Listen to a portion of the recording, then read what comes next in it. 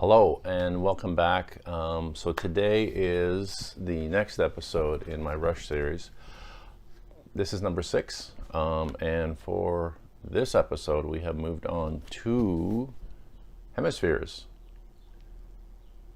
So this is number 6, following up a Farewell to Kings, like that. And I'm gonna get going in just 1 second.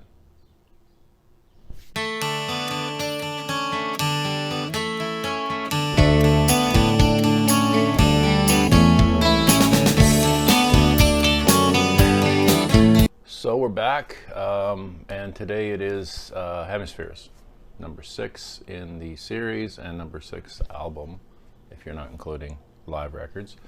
So after Farewell to Kings, they did take a break before they went to start recording their next record, which turned out to be Hemispheres. They did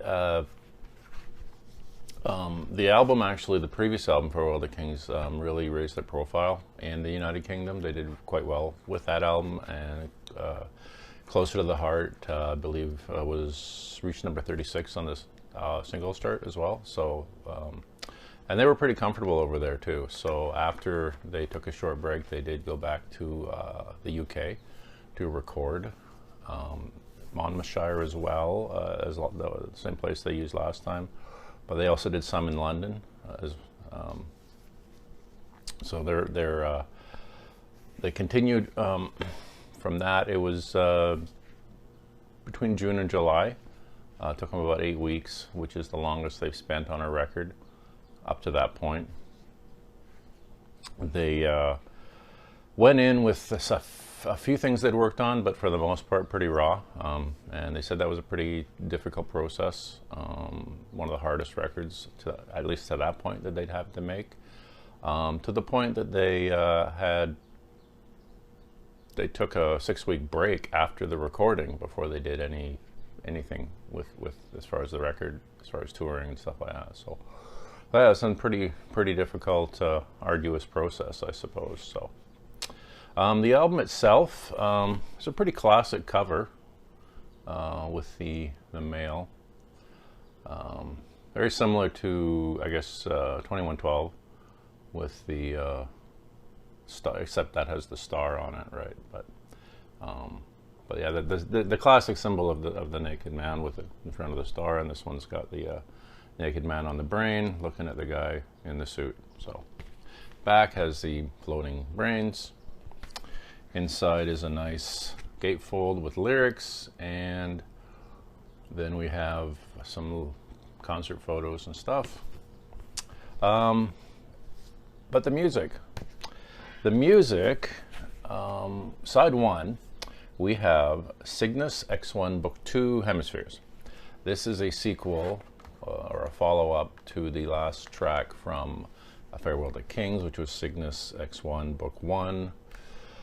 Can't remember the subtitle on that one, but yeah, and Newport said this was a pretty hard one for him to write. The follow-up 2 took him quite a bit of effort, but it's a great start to this album. It's all of side 1. It's like over 18 minutes long, but it's great, and it's similar, 6 parts to it.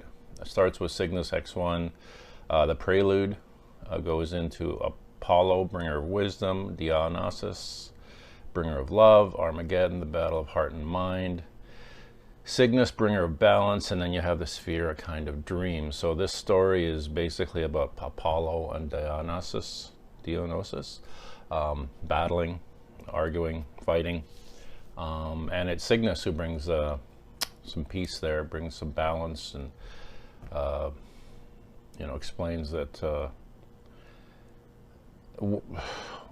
Explains how things need to be basically for them, and that is the story of the song. Next up, we have side 2. There's only 4 songs on this. Side 2 is Circumstances, which was I guess was the second single, one of the singles for sure. That and The Trees were the 2 singles. Circumstances is a pretty cool track. It's really punchy. I think it's really got a real power to it, you know. It's got some simplicity to it too, but it's quite good. I can see why. I mean, shorter track, I can see why it was a single as well. It's really, really cool. The Trees is the other single, which was track 2 on side 2. And that has to do with a story of the maple trees being unhappy about the oak trees being so tall and blocking out the sun, so they get less sun. They form a union to try to get the oak trees to be smaller, I guess, to be cut down so that the sun can shine and they can get some of the sun as well. So that's kind of an interesting one. Good tune, very good tune though, great song. And then we finish up with La Via Strangiato, the 9-minute instrumental. Now this piece they worked on, they wanted to do it all in one take. They wanted to do one straight, you know, like a live performance basically. And unfortunately it didn't work out.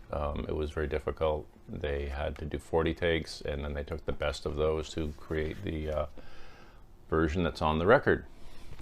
This is a classic instrumental of theirs. This is, I mean, very well known, performed in concert many times. You know, very much loved song by die-hard Rush fans. So it's an absolute stellar track, and it's you know, it's a good way to finish up. It really suits this record well. It's interesting that this record is basically 4 tracks and 2 short, 2 long, so not too long, but 2 longer ones. And it just works, you know. You get the Cygnus Book 2, the first side. It's a massive prog rock epic thing.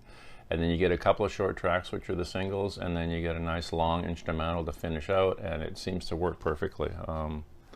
And it seems longer than the 4 tracks it is, but that's what it is. So yeah, for this record, they also had Terry Brown produce once again. They had a pretty strong relationship with him, so he was back for that. It sounds great. Awesome piece of work.